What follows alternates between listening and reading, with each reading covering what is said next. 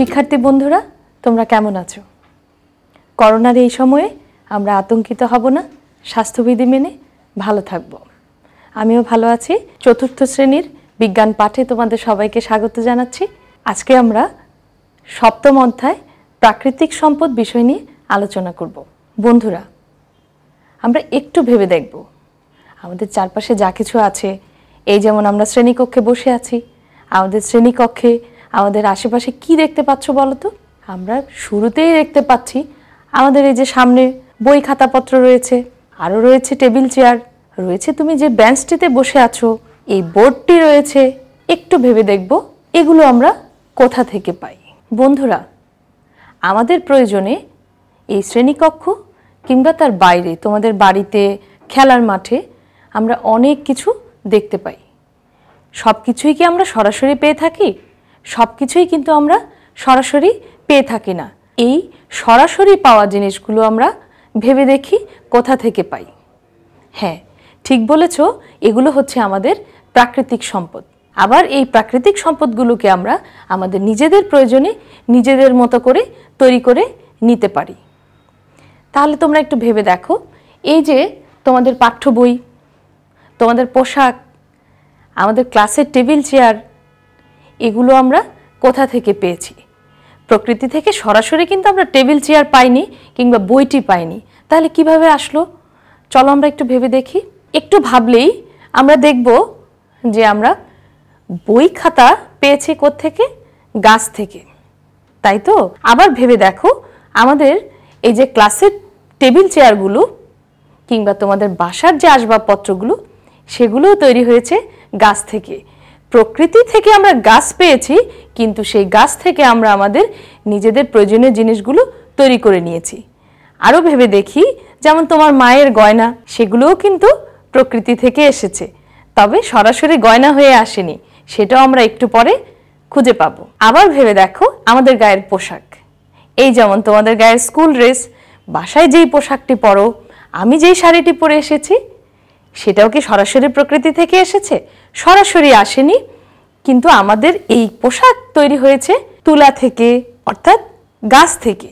তাহলে সেই গাছটি কিন্তু সরাসরি প্রকৃতি থেকে এসেছে। তাহলে আমাদের সেই গাছটি হলো আমাদের মূল প্রাকৃতিক সম্পদ, এবং সেখান থেকে আমরা আমাদের নিজেদের মতো করে সেটাকে রূপান্তর করে নিয়েছি, তৈরি করে নিয়েছি আমাদের প্রয়োজনে।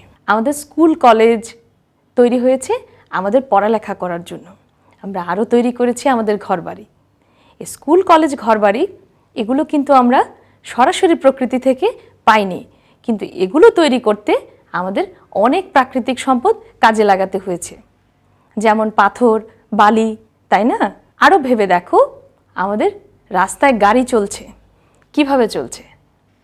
হ্যাঁ, ঠিক ধরেছ, গাড়ি চলছে জ্বালানি দিয়ে। এই জ্বালানিটি কিন্তু আমরা নিজেরা তৈরি করতে পারিনি, সেটা প্রকৃতি থেকেই এসেছে। একটু ভেবে দেখো, আমরা বিদ্যুৎ দিয়ে লাইট জ্বালাই, ফ্যান চালাই, টিভি চালাই, এই তো। এটা কিভাবে চলে? বিদ্যুৎ কোথা থেকে আসলো? বিদ্যুৎ তৈরি হয়েছে পানি থেকে। জ্বালানিকে ব্যবহার করে বিদ্যুতে রূপান্তর করা যায়। এগুলো বিদ্যুৎ যদিও আমরা ব্যবহার করছি, কিন্তু সেই জ্বালানি, পানি, এগুলো হলো আমাদের প্রাকৃতিক সম্পদ। বন্ধুরা, তোমাদের বিজ্ঞান বইয়ের 48 পৃষ্ঠাটি খুলে ফেলো। 48 পৃষ্ঠাতে আমরা একটি ছক দেখতে পাচ্ছি। এই যে ছকটি, এই ছকে আমরা প্রয়োজনীয় জিনিসগুলো কোথা থেকে পাই সেগুলো নিয়ে আমরা এই ছকটি পূরণ করব। তোমাদের সবার পাশেই নিশ্চয়ই খাতা কলম রয়েছে, তাহলে খাতা কলমটি হাতে নাও। আমরা এখন 48 পৃষ্ঠার এই ছকটি পূরণ করব। বন্ধুরা, আমরা আমাদের পাঠ্য বইয়ের 48 পৃষ্ঠায় দেখি আমরা কি ধরনের প্রাকৃতিক সম্পদ ব্যবহার করি এবং প্রয়োজনীয় জিনিসগুলো কোথা থেকে পাই। এখানে আমাদের যে ছকটি তোমরা দেখতে পাচ্ছ, আমরা সকলে মিলে এই ছকটি পূরণ করব। এখানে আমাদের প্রয়োজনীয় জিনিসগুলো রয়েছে এবং কি থেকে এগুলো উৎপন্ন হয়, কোথা থেকে পাই, সেগুলো আমরা খুঁজে বের করে এই ছকে লিখব। বন্ধুরা, আমরা আমাদের ছকের শুরুতেই পাচ্ছি পাঠ্যপুস্তক। এই পাঠ্যপুস্তক কোথা থেকে পাই? পাঠ্যপুস্তক তৈরি হয় কাগজ থেকে, আর কাগজটা পেয়ে থাকি কাঠ থেকে, গাছ থেকে, তাই না? তাহলে চলো বন্ধুরা, আমরা আমাদের ছকে লিখে ফেলি কাঠ গাছ।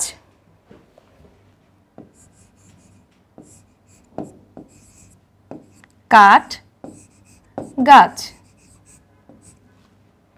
তারপর রয়েছে আমাদের অলংকার বা গহনা। বন্ধুরা, তোমরা একটু মনে করে দেখো, তোমার মা যে অলংকার পরেছে, আমি যে অলংকার পরেছি, এগুলো কোথা থেকে আমরা পেয়েছি? কোন প্রাকৃতিক সম্পদ থেকে আমরা এগুলো পেয়েছি? আমরা সবাই জানি আমাদের অলংকারগুলো তৈরি হয় সোনা থেকে, রূপা থেকে। আবার এই সোনা রূপার সাথে আমরা বিভিন্ন ধরনের পাথর, যেমন হীরা, জিরকন, এ ধরনের পাথর দিয়ে আমরা অলংকার তৈরি করি। এই সবগুলোই কিন্তু আমাদের প্রাকৃতিক সম্পদ। তাহলে বন্ধুরা, চলো আমরা লিখে ফেলি সোনা রূপা। সোনা রূপা। আরও রয়েছে হীরা।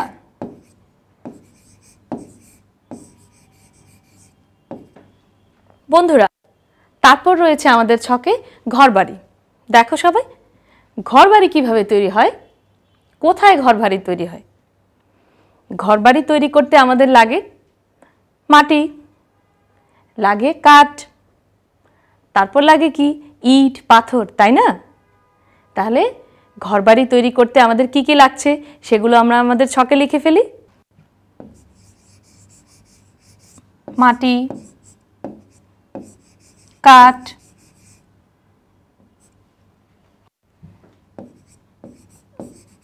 পাথর। আচ্ছা, এবার আমাদের ছকে রয়েছে গাড়ির জ্বালানি। রাস্তায় আমরা যে গাড়িটা দিয়ে এসেছি, যে গাড়িতে করে বাসায় যাব, বেড়াতে যাব, সেই গাড়িটা কিভাবে চলে সেটাও কিন্তু একটা কতগুলো প্রাকৃতিক সম্পদ দিয়ে চলে। তাহলে সেই প্রাকৃতিক সম্পদগুলো কি? গাড়ি চলে কি দিয়ে বলো তো? হ্যাঁ, ঠিক বলেছ, গাড়ি চলে জ্বালানি তেলে, আরও চলে প্রাকৃতিক গ্যাসে, তেলে।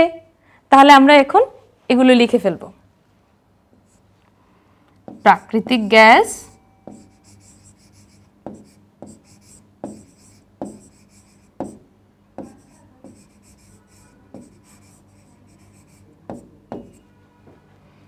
তেল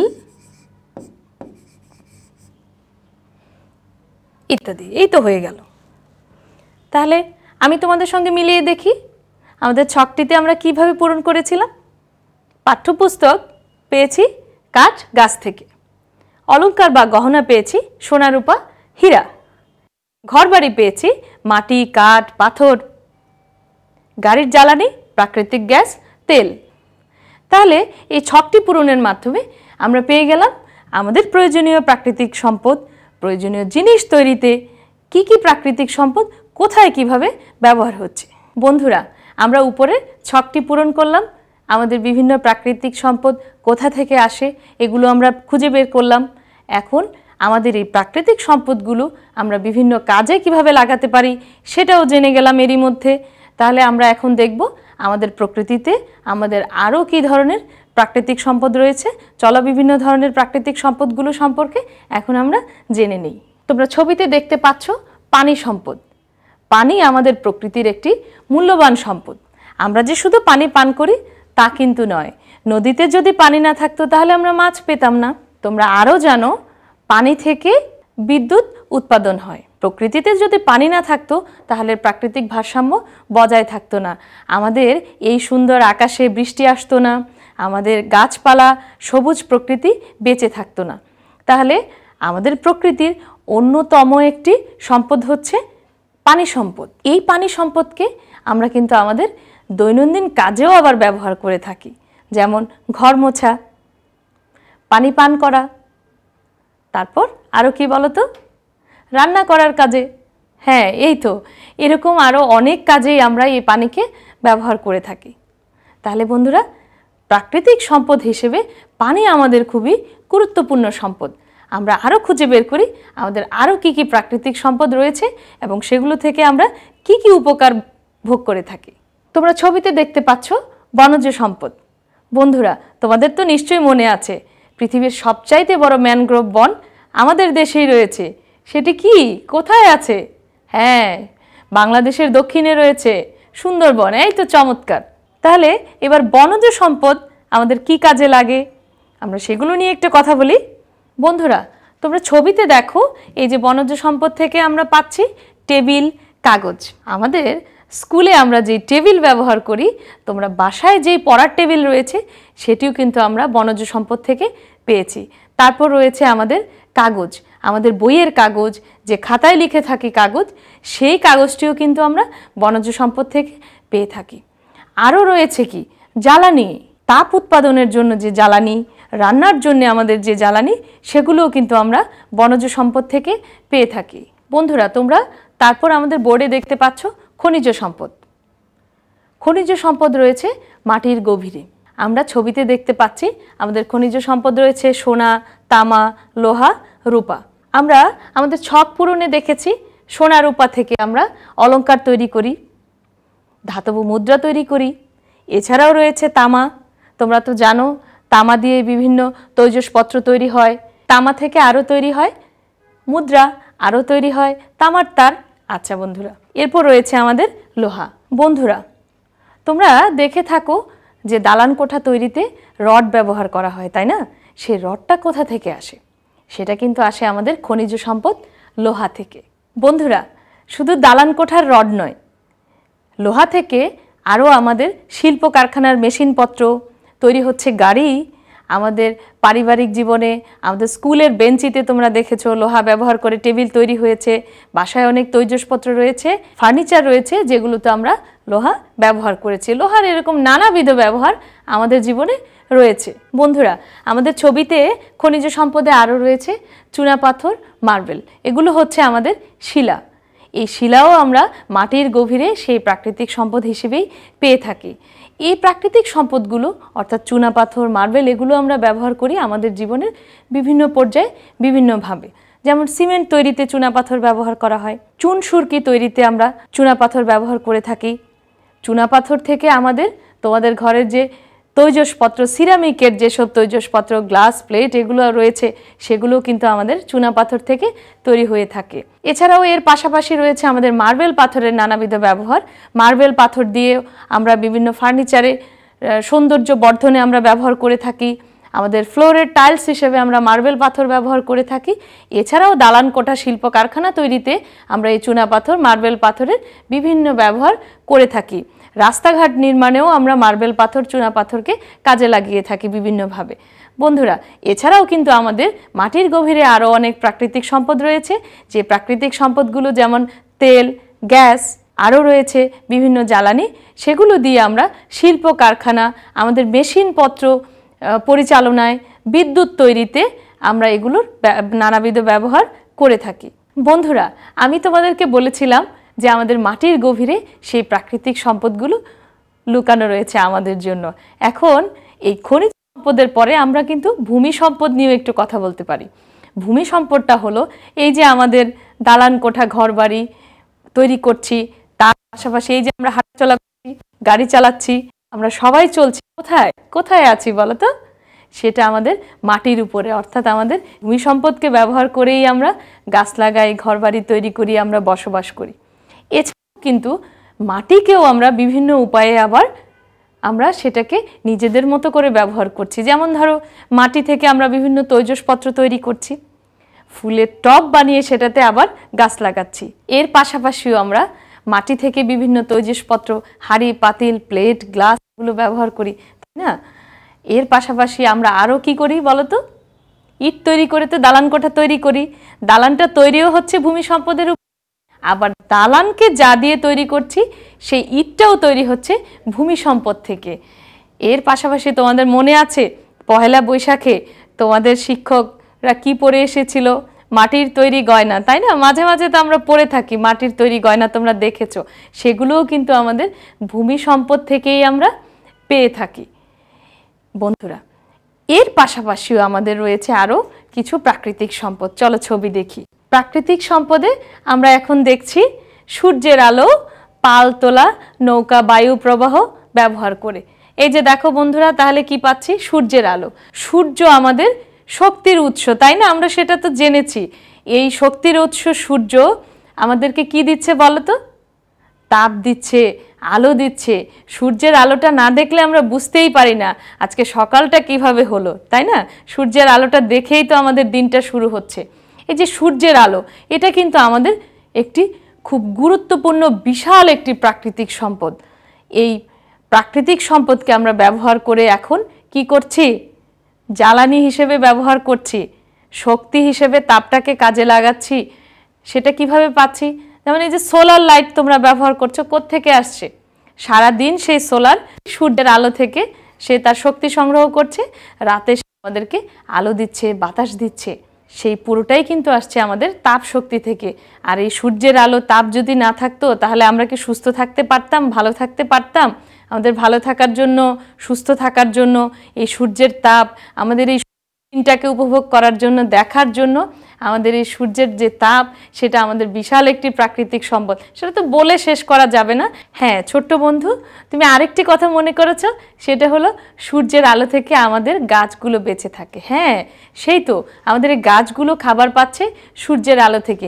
এই যে ঝলমলে পৃথিবী, এত সুন্দর সবুজ গাছপালা, এই সবগুলোই আমরা সূর্যের আলোর মাধ্যমেই পেয়ে থাকি। সূর্যের আলো যে কত বড়, কত বিশাল ভূমিকা রাখে আমাদের জীবনে, এত বড় একটি প্রাকৃতিক সম্পদের কথা বলে তো আর শেষ করা যাবে না। বন্ধুরা, সূর্যের আলোর পাশাপাশি আমরা আরও একটি ছবিতে অনুভব করার চেষ্টা করি আমাদের আরও একটি গুরুত্বপূর্ণ প্রাকৃতিক সম্পদ। এই ছবিতে আমরা দেখতে পাচ্ছি পালতোলা নৌকা। পালতোলা নৌকা দেখে তোমরা আরও একটি প্রাকৃতিক সম্পদ প্রকৃতি থেকে পাই এমন একটি সম্পদের কথা আমাদের মনে হচ্ছে, যেটা আমরা দেখতে পাচ্ছি না কিন্তু অনুভব করতে পারি। বলো তো? হ্যাঁ ঠিক ধরেছ, সেটি হচ্ছে বায়ু। বায়ুকে আমরা দেখতে পাই না, অনুভব করতে পারি। এই যে আমরা শ্বাস নিচ্ছি, প্রকৃতিতে আমরা বেঁচে থাকার জন্য, শ্বাস প্রশ্বাসের জন্য আমরা বায়ু থেকে অক্সিজেন নিই। বায়ু যদি না থাকতো তাহলে তুমি, আমি, আমাদের এই যে পোষা বিড়াল, আমাদের আশেপাশে যে পাখিরা ঘুরছে, এই পাখি প্রজাপতি, এরা কিন্তু প্রকৃতিতে বেঁচে থাকতে পারতো না। এদের বেঁচে থাকার জন্য আমরা বায়ু থেকে অক্সিজেন গ্রহণ করে থাকি। এছাড়াও রয়েছে বায়ু থেকে আমরা বিদ্যুৎ উৎপাদন করি। আমাদের এই প্রশান্তিময় জীবনের জন্য আমাদের বায়ু প্রবাহ, একটু বাতাস খুব প্রয়োজন। এছাড়াও বন্ধুরা, আমরা বায়ু থেকে বেলুন ফুলানো, টায়ার ফুলানো, এই কাজগুলো করতেও কিন্তু আমরা বায়ুকে ব্যবহার করে থাকি। তাহলে বন্ধুরা চলো এবার 48 পৃষ্ঠাটি আমরা খুলে দেখি। আমি তোমাদেরকে 2 মিনিট সময় দিচ্ছি। এই সময়ে আমরা বিভিন্ন ধরনের প্রাকৃতিক সম্পদগুলো বই থেকে একটু পড়ে নিচ্ছি।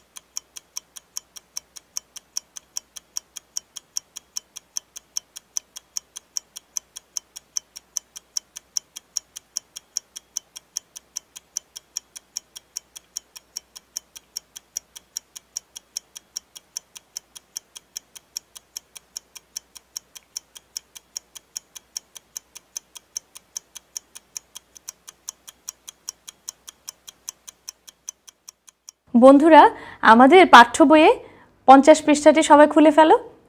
50 পৃষ্ঠায় আমরা দেখতে পাচ্ছি আমাদের বিভিন্ন ধরনের প্রাকৃতিক সম্পদ এবং তাদের ব্যবহার একটি ছক আকারে দেখানো হয়েছে। চলো আমরা সবাই মিলে এই ছকটি পড়ি। শিক্ষার্থী বন্ধুরা, আমরা বোর্ডে দেখতে পাচ্ছি প্রাকৃতিক সম্পদের ধরন এবং ব্যবহার। বাম পাশে রয়েছে প্রাকৃতিক সম্পদের নাম এবং এই পাশে রয়েছে আমাদের ব্যবহার। দেখো সবাই, প্রাকৃতিক সম্পদে আমরা পেয়েছি পানি ও পানির স্রোত। পানি ও পানির স্রোত আমরা কিভাবে ব্যবহার করি? পান করা, ধোয়া মোছা, রান্না করা, ফসল মাছ উৎপাদন, বিদ্যুৎ উৎপাদন। তারপর আমরা পেয়েছি বনজ সম্পদ। বনজ সম্পদকে আমরা কিভাবে ব্যবহার করছি দেখো, নির্মাণ সামগ্রী, কাঠ, কাগজ, আসবাবপত্র। ভূমি সম্পদ, ভূমি সম্পদকে আমরা ব্যবহার করছি ফসল উৎপাদন, ভবন নির্মাণ, নির্মাণ সামগ্রী, মৃৎশিল্প। শিলা এবং খনিজ, চক, নির্মাণ সামগ্রী, বৈদ্যুতিক তার, ধাতব মুদ্রা, গয়না তৈরির উপকরণ। তেল, কয়লা এবং প্রাকৃতিক গ্যাসকে আমরা ব্যবহার করছি প্লাস্টিক সামগ্রী, পলিথিন, জ্বালানি, কৃত্রিম তন্তু, ইউরিয়া সার, রান্না করা ও বিদ্যুৎ উৎপাদন। বায়ু এবং বায়ু প্রবাহ, শ্বাস প্রশ্বাস, উদ্ভিদের খাদ্য তৈরি, বল ও টায়ার ফুলানো, বিদ্যুৎ উৎপাদন। সূর্যের আলো, সূর্যের আলোকে আমরা ব্যবহার করছি এভাবে শস্য উৎপাদন, আলো, উদ্ভিদের খাদ্য তৈরি, বিদ্যুৎ উৎপাদন। বন্ধুরা, আমরা এই ছক থেকে প্রাকৃতিক সম্পদের পাশাপাশি তার ব্যবহার সম্পর্কেও জেনেছি। তাহলে বন্ধুরা, আমরা আবার একটু মনে করে দেখি আমরা আমাদের আজকের পাঠে প্রাকৃতিক সম্পদ হিসেবে কী ধরনের সম্পদগুলো পেয়েছি। প্রকৃতি থেকে আমরা যে সম্পদগুলো পেয়েছি সেগুলোই হলো আমাদের প্রাকৃতিক সম্পদ, এবং এই প্রাকৃতিক সম্পদকে আমরা কোনো সময় সরাসরি পেয়েছি এবং সেই সম্পদগুলোকে আবার আমরা আমাদের নিজেদের মতো করেও ব্যবহার করে নিয়েছি। এক্ষেত্রে প্রাকৃতিক সম্পদগুলো আমরা পেয়েছিলাম পানি সম্পদ, ভূমি সম্পদ, বায়ু, আরও পেয়েছিলাম খনিজ সম্পদ। মাটির গভীরে রয়েছে আমাদের জন্য এসব খনিজ সম্পদ। এছাড়া পেয়েছি আমাদের বনজ সম্পদ, যেগুলোকে আমরা আমাদের নিজেদের মতো করে ব্যবহার করেছি। বন্ধুরা, তাহলে তোমরা এবার তোমাদের বাড়ির কাজটি বুঝে নাও। আমরা বাড়ির কাজে আজকে রেখেছি 1. খনিজ সম্পদ কি, এর ব্যবহার লিখো। 2. 5টি প্রাকৃতিক সম্পদের নাম ও ব্যবহার ছকে লিখো।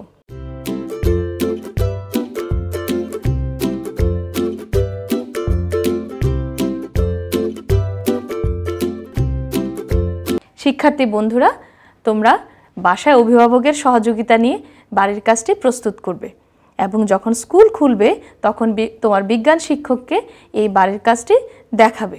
সম্মানিত অভিভাবকবৃন্দ, আপনাদের বিনীত অনুরোধ করছি, শিশুরা পুরোটা সময় জুড়েই এখন আপনাদের সাথে থাকছে। শিশুদের স্বাস্থ্যবিধি মেনে সুস্থ থাকার অনুশীলনগুলো আপনাদেরই করতে হবে এবং তার পাশাপাশি প্রতিদিনকার পড়াশোনা, খেলাধুলা, এই বিষয়গুলো আপনারা নিশ্চিত করবেন। তোমরা সবাই ভালো থেকো, সুস্থ থেকো। পরবর্তী ক্লাসে আবার তোমাদের সঙ্গে দেখা হবে। সবাইকে ধন্যবাদ।